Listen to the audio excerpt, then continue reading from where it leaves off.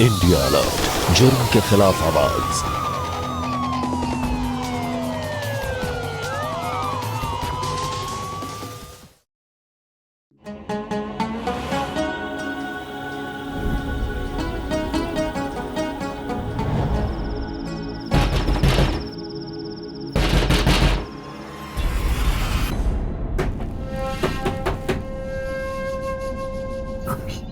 Mummy आप उठ जाए। मम्मी कोई है?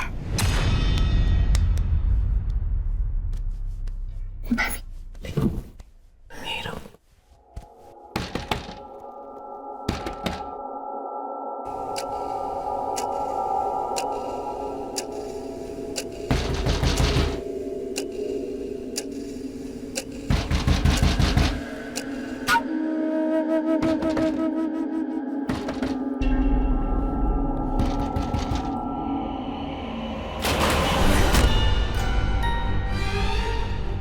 चल बाहर चल चल छोड़ दो मेरे बच्चे को। चल अल्लाह के वास्ते छोड़ दो, छोड़ दो उसको।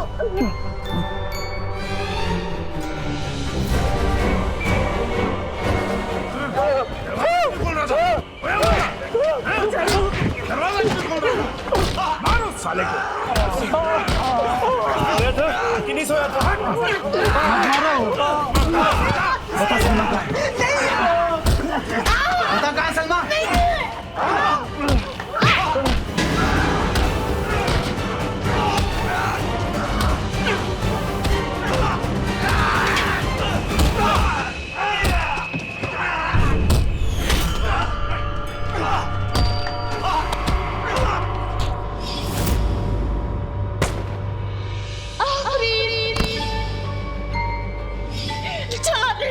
जाने दो मुझे यहाँ से।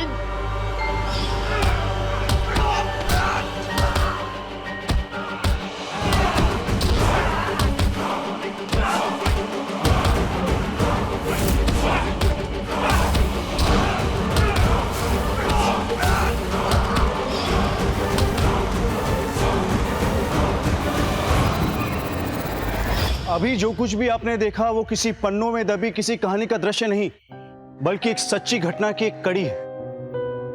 सलमा, कश्मीर की खूबसूरत वादियों में रहने वाली मासूम सी लड़की सलमा, जो मजबूर हो गई हथियार हाथ में उठाने के लिए। लेकिन सवाल यह है कि आखिर ऐसा तो क्या हुआ था उसके साथ जो जिंदगी ने उसे इस मोड़ पर लाकर खड़ा कर दिया। आखिर क्या है सलमा की कहानी? नमस्कार, मैं गिरीश जैन। क्राइम अलर्ट के आज के इस एपिसोड में सलमा की इस कहानी को देखने और समझने के लिए हमें कुछ वक्त पीछे जाना होगा। तो आइए चलते हैं और रूबरू होते हैं कश्मीर में घटी इस सच्ची घटना से। 90 के दशक में जन्नत कश्मीर की सूरत बदल गई। खूबसूरत वादियों को दहशत के अंधेरों ने घेर के रख लिया। जहां कभी खुशियों के मेले हुआ करते थे, वहां अब मातम के सन्नाटे छा गए।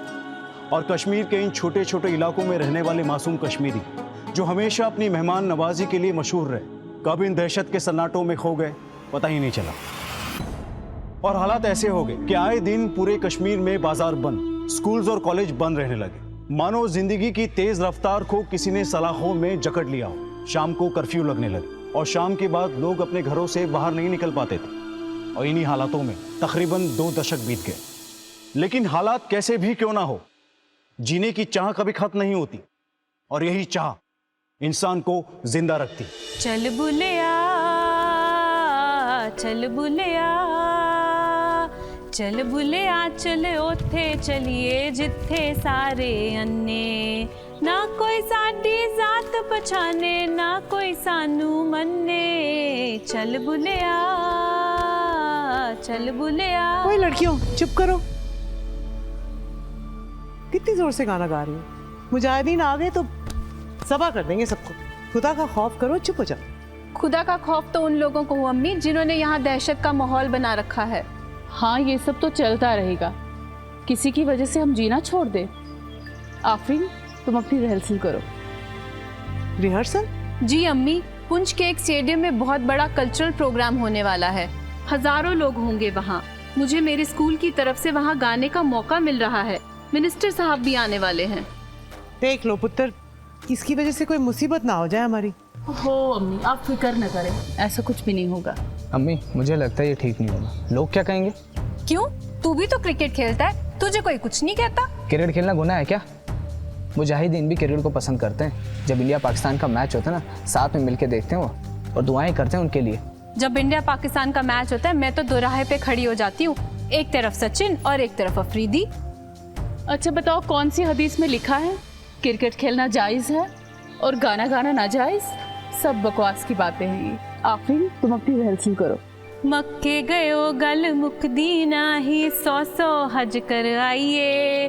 गंगा गयो गल मुकदी नाही, 100 गोते खाइए। चल बुलिया चल बुलिया।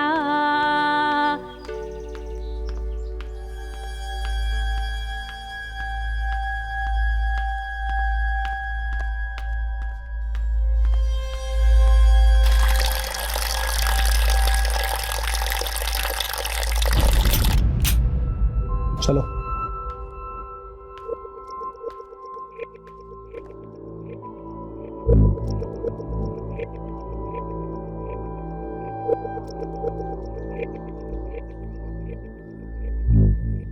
मेरे बच्चे, हमारी जिंदगी और हमारी मौत सिर्फ अल्लाह के लिए होनी चाहिए।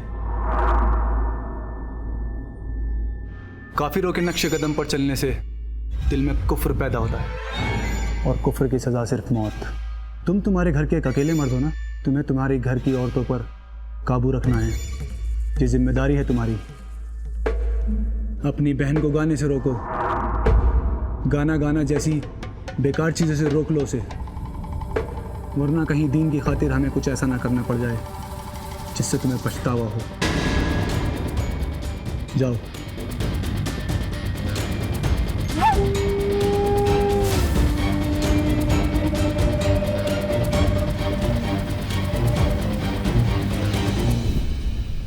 मुझे पहले इस बात का डर था। इन लोगों को हर चीज की खबर होती है। अफरीन मेरी बच्ची, इसे छोड़ दे। क्या मिलेगा तुझे ये गाना वाना गाकर प्रोग्राम कर कर? खामखा हम सब की जान खतरे में पड़ जाएगी। बात मान ले बेटा, छोड़ दे जिद। ठीक है अम्मी, मैं नहीं गाऊंगी।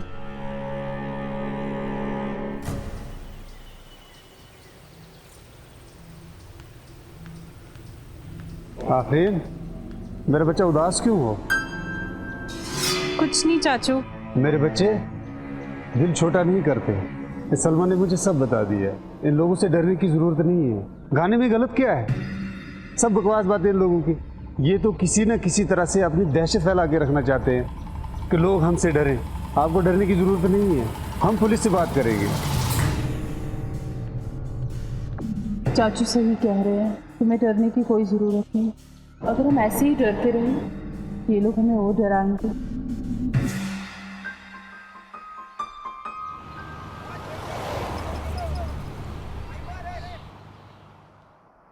चाय पी लो दीदी। अरे वाह, आज दीदी की खास परवाह की जा रही है। कुछ चाहिए तुम्हें क्या? नहीं दीदी, क्या कुछ चाहिए होता है मैं तभी तुम्हारी परवाह करती हूँ। आज मेरे स्कूल में फाइनल रिहर्सल है और कल प्रोग्राम। स्टूडेंट्स और टीचर्स भी होंगे वहाँ। मुझे तो बहुत डर लग रहा है। डर किस बात का? खुल के गाना। एक काम करोगी क्या? अपनी वो चूड़ियाँ और पर्पल वाला स्कार्फ दोगी मुझे? हाँ ले लेना। अच्छा सुन, मैं एक काम करती हूँ, कॉलेज से आते समय तुम्हारे लिए नई चूड़ियाँ लाऊंगी, ठीक है? थैंक यू दीदी।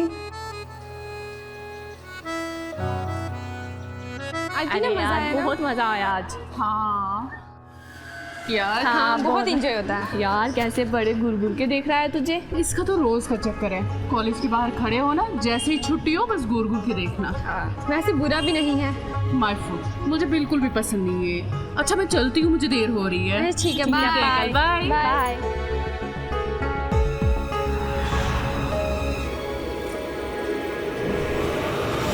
तो ना देख, मैं ना करता हूँ कुछ आगे। चल चल सामने आ मैं देखो ना, फोन मार जल्दी करो। एक्सक्यूज मी जी बताए। मुझे ना आपसे बात करनी है। बताए। अकेले में बात करनी है। मैं अकेली हूँ, आप बताए क्या कहना आपको। मुझे ना आपसे प्यार हो गया। तो इसमें मैं क्या कर सकती हूँ? अरे इतनी बेरुखी से क्यों बोलते हो? तो क्या करूं मैं आप जैसे मजनू के साथ?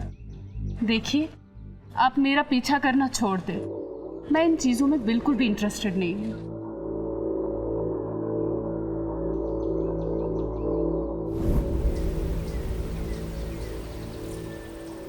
सलमा, सलमा, मजाक नहीं कर रहा हूँ, सही में तुम मुझे बहुत पसंद हो। तुम वो जो ऑरेंज कलर के कपड़े पहने थे ना, बहुत अच्छे लगते हैं तुम पे। वैसे कपड़े पहना करो ना। क्या कह रहे हैं आप? खुदा के लिए आप जाए यहाँ से। देखो, मैं तुम्हारे साथ ऐसे ही चलता रहूंगा और बाजार में सबको पता चलेगा तेरे मेरे बीच में कुछ चल रहा है। बदनाम करना चाहते हैं आप? जब तक नहीं मानोगी तो मैं ऐसे ही करता रहूंगा, और जब बदनाम हो जाओगी तो खुद मान लोगी, और जब मान जाओगी तो खुद पड़ जाओगी। अब सबको समझ आएगा असली माजरा क्या है।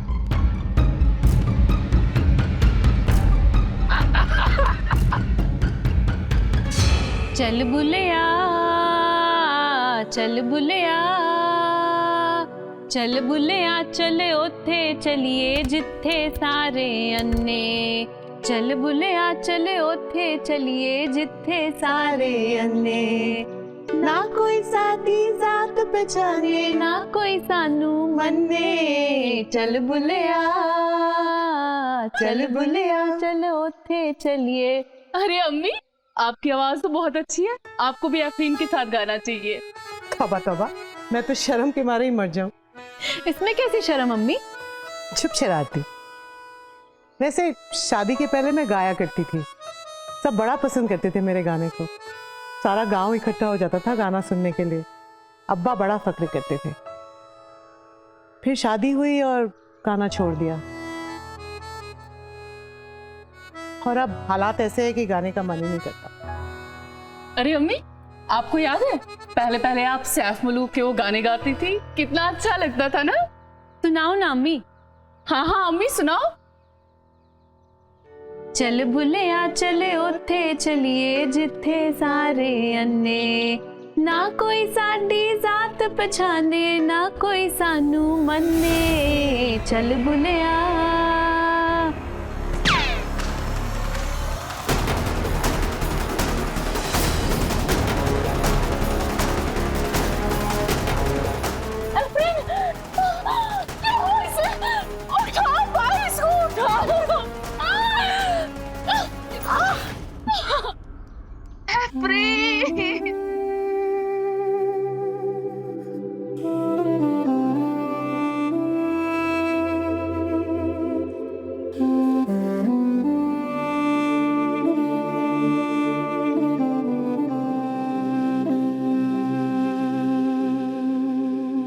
सलमा की बहन आफरीन को किसी ने गोली मार दी। एक हंसते खेलते परिवार का एक ही पल में सब कुछ उजड़ गया। पर क्यों? सिर्फ इसलिए क्योंकि आफरीन गाना चाहती थी, अपनी हुनर को एक पहचान देना चाहती थी।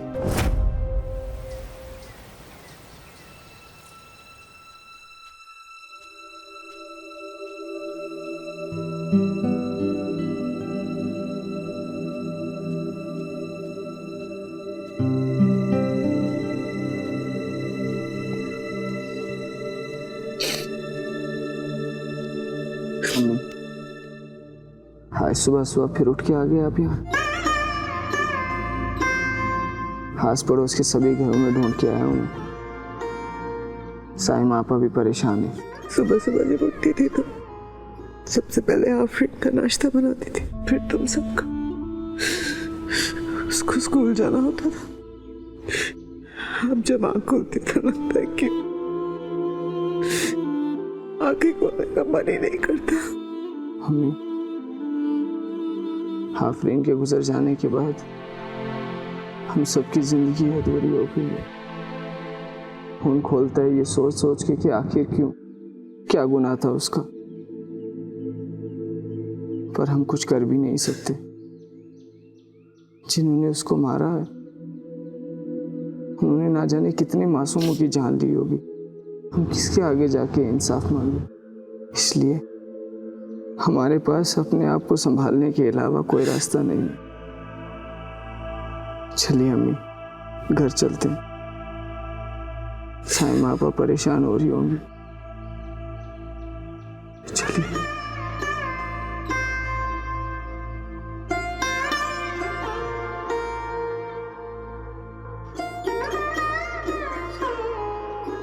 माजिद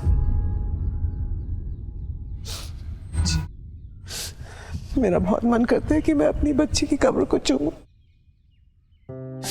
मगर औरतों को इसकी भी इजाजत नहीं है। तू जा, उसकी कब्र को छू कर आ।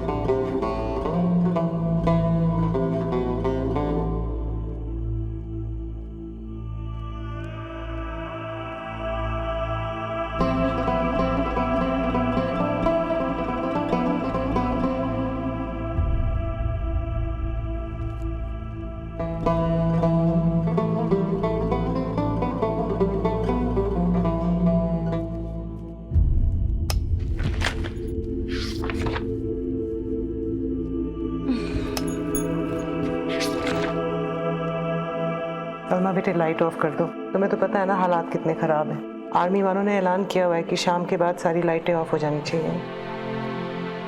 जिस घर से भी रोशनी दिखेगी वो दूर से दिखाई पड़ेगा। अम्मी, हमें पढ़ाई करनी है और कल फिर असाइनमेंट भी तो बनाने हैं ना।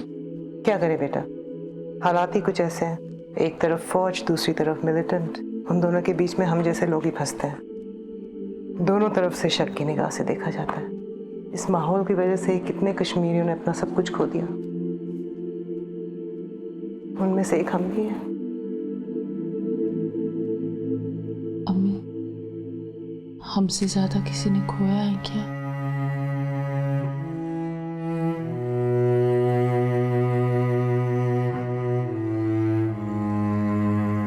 चलो सोते। धीरे धीरे सलमा और उसकी अम्मी जीने तो लगी थी, लेकिन हर मोड़ पर आफरीन की याद उन्हें झंझोड़ देती थी। 6 महीने गुजर गए। दुनिया के लिए सब सामान्य था, लेकिन सलमा और उसकी अम्मी के अंदर का एक हिस्सा जैसे टूट सा गया था। लेकिन फिर भी किसी तरह दोनों अपने आप को संभालने की कोशिश कर रही थी। सलमा कॉलेज जाने लगी और उसकी अम्मी ने घर का कामकाज संभाल रखा था। पर क्या कुछ और भी था जो इन दोनों की जिंदगी को झकझोरने वाला था?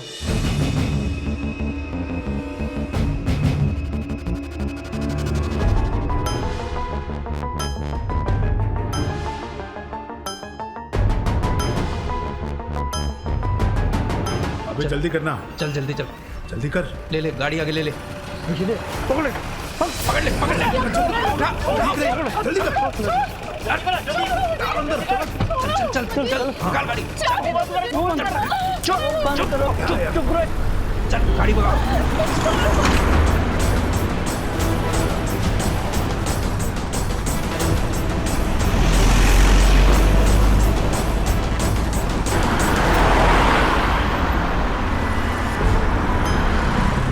अबे पुलिस, रफीक, पुलिस, रफीक। मैं देखता हूँ, गाड़ी गियर में रखना है। अस्सलाम वालेकुम सर। गाड़ी में क्या? सर कुछ नहीं है गाड़ी में। डिक्की में क्या है? सर कुछ नहीं है डिक्की में। कागज बताओ गाड़ी। कुछ नहीं है सर, मैं लाता हूँ ना सर। एमएलए साहब मेरे अंकल लगते हैं सर। अच्छा ठीक है, जा।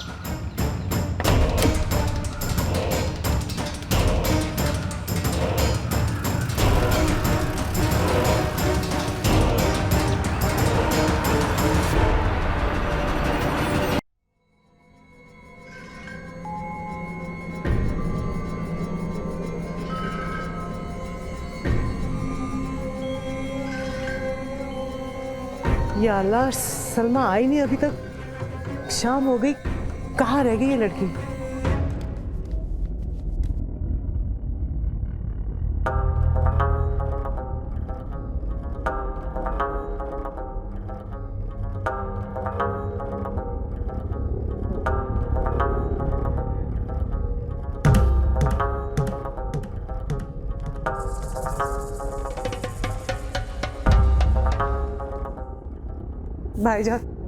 भाईजान, सलमा बेटी अभी तक कॉलेज से नहीं आई, मुझे बहुत डर लग रहा है। या अल्लाह खैर, अभी तक नहीं आई। देखिए भाभी, रोइए मत, हौसला रखिए। मैं थाने जाके रिपोर्ट लिखवा के आता हूँ। नज़ीर, तुम ताई के साथ घर पे रुको, अगर सलमा आ जाती है तो मुझे फ़ोन करके बता देना।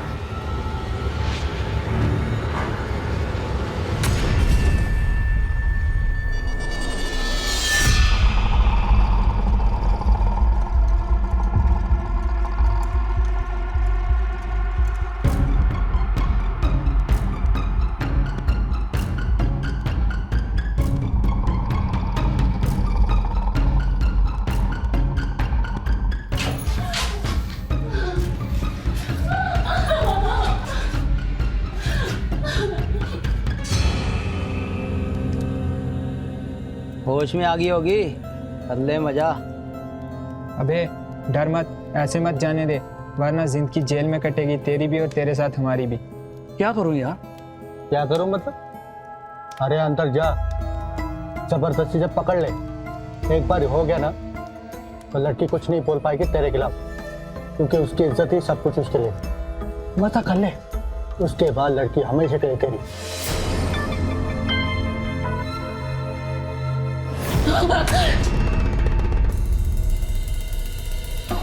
देखो देखो, मेरे नजदीक मत आना। जाने दो मुझे यहाँ से। तुम्हारी हिम्मत कैसे हुई मुझे यहाँ लाने की? जाने दो मुझे यहाँ से। प्यार करता हूँ मैं तुमसे, नहीं समझती है? तुम्हें प्यार की जुबान समझ नहीं आती? प्यार ही तो करता हूँ मैं तुमसे, और तुमने क्या किया? बड़े बाजार में थप्पड़ मार के मेरी इज्जत उतार दी। लगता है तुम्हें प्यार की जुबान नहीं समझ आ रही है, तुमसे ना जबरदस्ती ही करनी पड़ेगी। जाने दो, नहीं छोड़ो।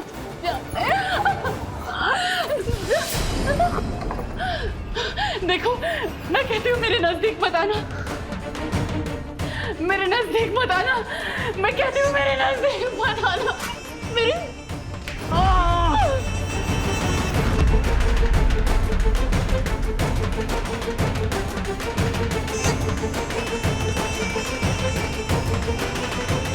रुक, कहाँ भाग रही है तुम? रुक, मैंने कहा रुक जा भाई, रुक जा।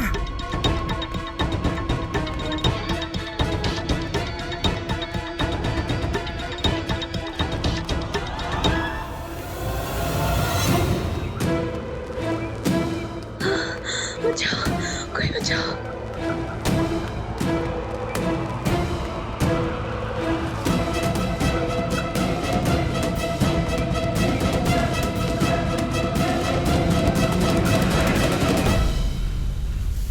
कहाँ गई?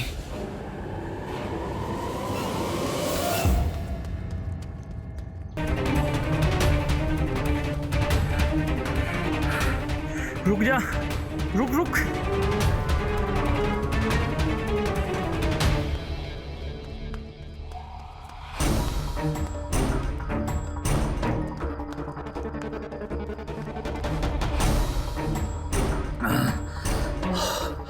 कहाँ चली गई यार?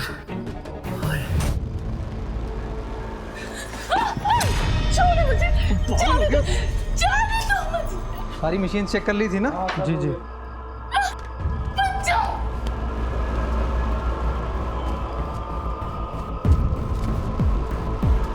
ऐसा ना हो पिछली बार की तरह।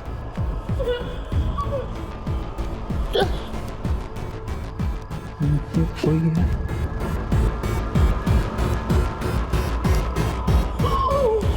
चलो आओ।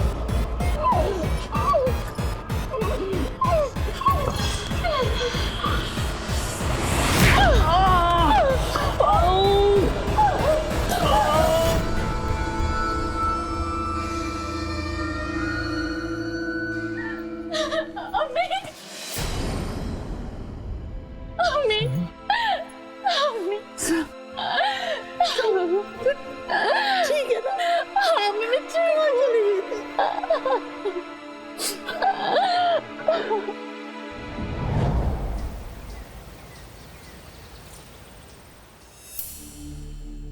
देखिए बेटा, शुक्र है कोई अनहोनी नहीं हुई। अब घबराओ मत।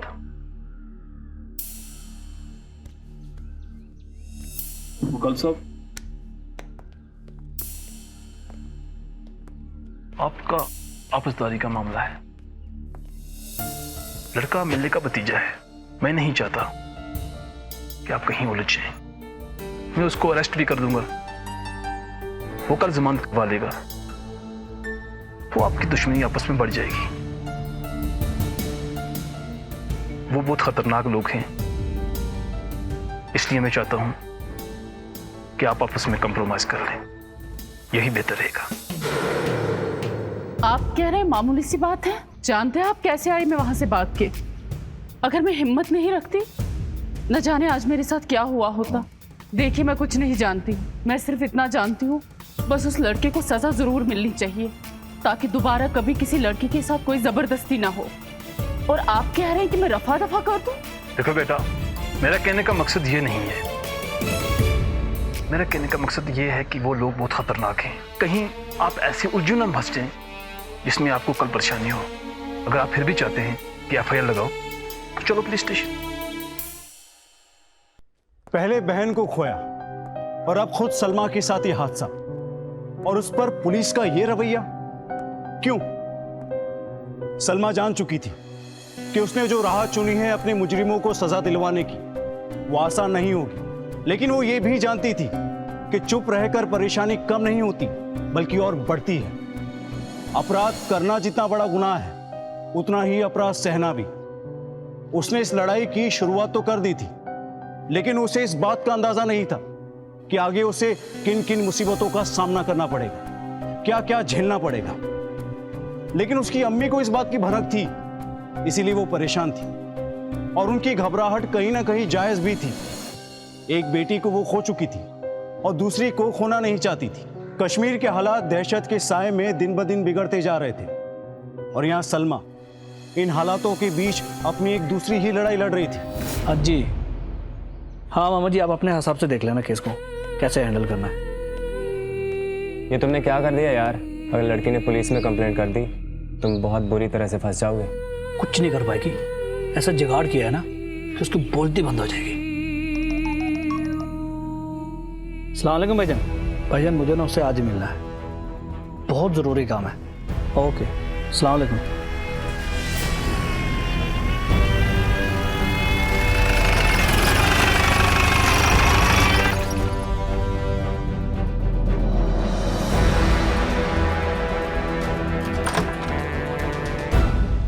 रफीक आप हो? हाँ, आपका एसएचओ साहब ने नीचे बुलाया है। चलो। बिल्कुल सर। सर ठीक सर। Okay sir. हाँ बोलिए। आपको मेरे साथ पुलिस स्टेशन चलना पड़ेगा, आपसे कुछ पूछताछ करनी है। मंत्री साहब मेरे, मैं जानता हूँ मंत्री साहब, ये कानूनी कार्रवाई, अगर इसमें आप कॉपरेट करोगे तो आपका ही फायदा होगा। एसएचओ साहब ऐसे मैं नहीं जाने वाला हूँ, आप जाइए, मैं आ जाऊँगा। देख भाई, तेरे खिलाफ एफआईआर लगी है, तुझे पुलिस स्टेशन जाना ही पड़ेगा। चलो। तेरी हिम्मत कैसे हुई मेरे साथ हाथ लगाने की? तू जानता नहीं मुझे मैं कौन हूँ। एफआईआर लगी है आपके खिलाफ, हमें क्या लेने देना आप कौन हो? छोड़ हाथ। एक तो तुम्हारी गलती है, ऊपर से पुलिस वालों के साथ उजलते हो। अगर मंत्री साहब का ध्यान नहीं होता तो तुम्हें यहां से मैं घसीट के लेकर जाता। शाम के वक्त पुलिस स्टेशन आ जाना।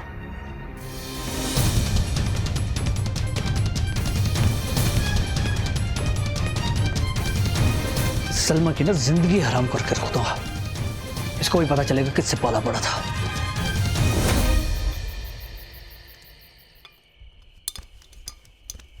बाजी किलो पानी। हाँ रख दो। मुझे पता नहीं क्यों बड़ी घबराहट सी हो रही है। अल्लाह खैर करे कोई अनहोनी ना हो जाए। तुमने एफआईआर करा तो दिया, उसका अंजाम क्या हो सकता है पता है? अम्मी आप फिक्र न करें, ऐसा कुछ भी नहीं होगा। ऐसे लड़के को सबक सिखाना जरूरी था। अम्मी अगर हम ऐसे डर के रहे तो वो लोग हमें और दबाएंगे। मम्मी बाजी ठीक कह रही, और ऐसे इंसान को सजा दिलाना जरूरी है। और पुलिस किस लिए? और जब उसको पुलिस के डंडे पड़ेंगे ना, अकल ठिकाने आ जाएगी उसकी। मेरी तो कोई सुनता ही नहीं। बस मैं तो यही चाहती हूँ कि मेरे बच्चे महफूज रहें। अल्लाह रहम करे। अम्मी हमें पता है आपको हमारी फिक्र है, पर आप फिक्र ना करें, खुदा सब ठीक करेगा।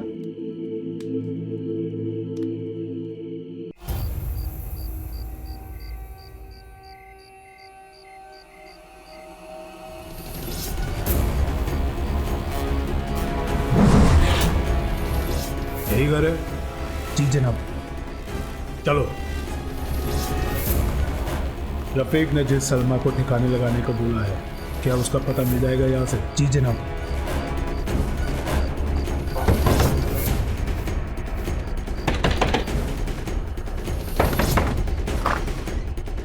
अस्सलाम वालेकुम। दरवाजा क्यों नहीं खोल रहा था? ज्यादा चर्बी चढ़ी है? जनाब नमाज पढ़ रहा हूं। झूठ बोल रहे हो तुम, झूठ। तुम सबके सब गद्दार हो, गद्दार।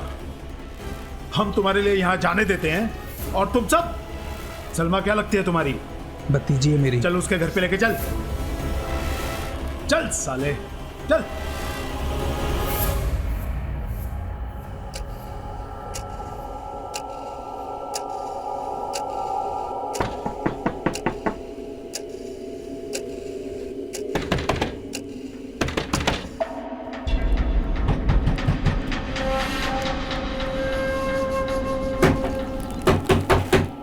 जनाब सो रहे होंगे, इसीलिए दरवाजा खोलने में देर हो रही है। मम्मी आप उठ जाए। मम्मी कोई है?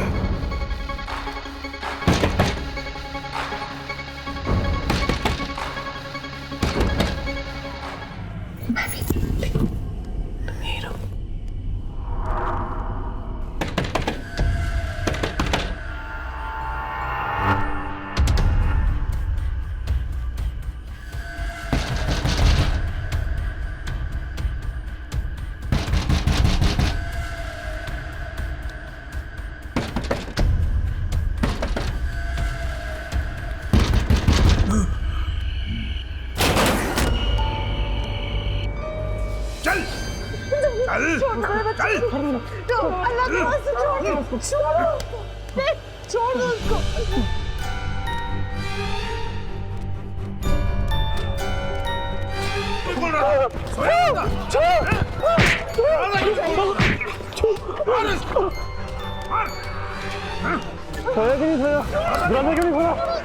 जान मुझे दरवाजा नहीं खोला तूने?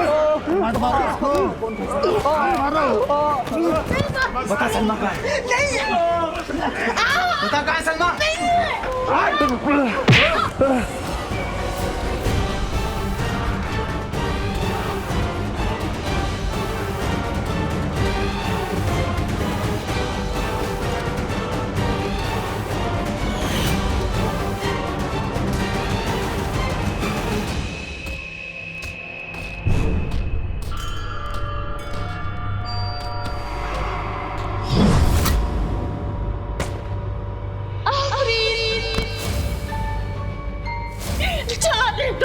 जाने दो मुझे यहाँ से।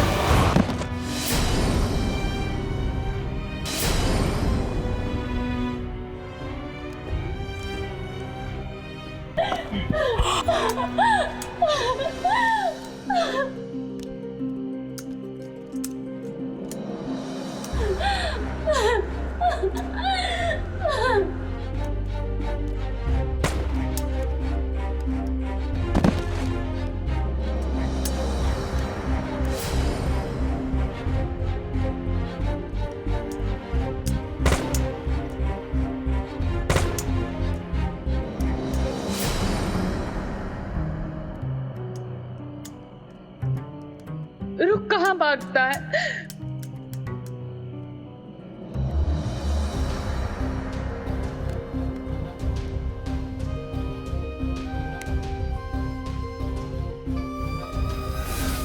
रुक जा, मेरी बहन को मारा था ना, रुक जा, मेरी अफरीन को मारा था ना।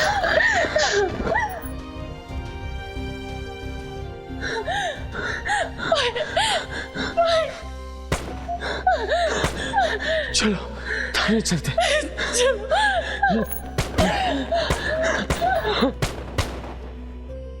सलमा के इस कारनामे ने उसकी जिंदगी बदल डाली। इतने साल के दहशत के साए में पहली बार किसी ने इतना साहस दिखाया, वो भी एक लड़की ने। सलमा ने अपनी बहादुरी के चलते आतंकवादियों के चीफ को मार गिराया। आखिर कहां से आई सलमा में इतनी हिम्मत? अपनों से, अपनों की वजह से। सलमा अपनों को मरता नहीं देख सकती थी और उसकी जिंदगी का ये वो पल था जहां उसे एक साहसी कदम उठाना था, वरना शायद वो अपनों को खो सकती थी। इस वाकये के बाद कुछ ही दिनों में सलमा एक इंटरनेशनल फिगर बनकर उभरी। सलमा के बहादुरी के किस्से को पूरी दुनिया के अखबारों ने फ्रंट पेजिस में छापा। सिर्फ इतना ही नहीं, भारत के राष्ट्रपति ने सलमा को ब्रेवरी अवार्ड से भी नवाजा। आज सलमा कश्मीर में अपने समाज की बेहतरी के लिए काम कर रही है और उसका परिवार एक सुरक्षित जीवन व्यतीत कर रहा है। सलमा जैसी बहादुर लड़कियों पर सारे देश को गर्व है। इसी के साथ मैं गिरीश जैन क्राइम अलर्ट के इस एपिसोड में आपसे विदा लेता हूं। फिर मिलूंगा ऐसी एक सच्ची घटना के साथ। तब तक be alert, be safe. Crime alert, जुर्म के खिलाफ आवाज।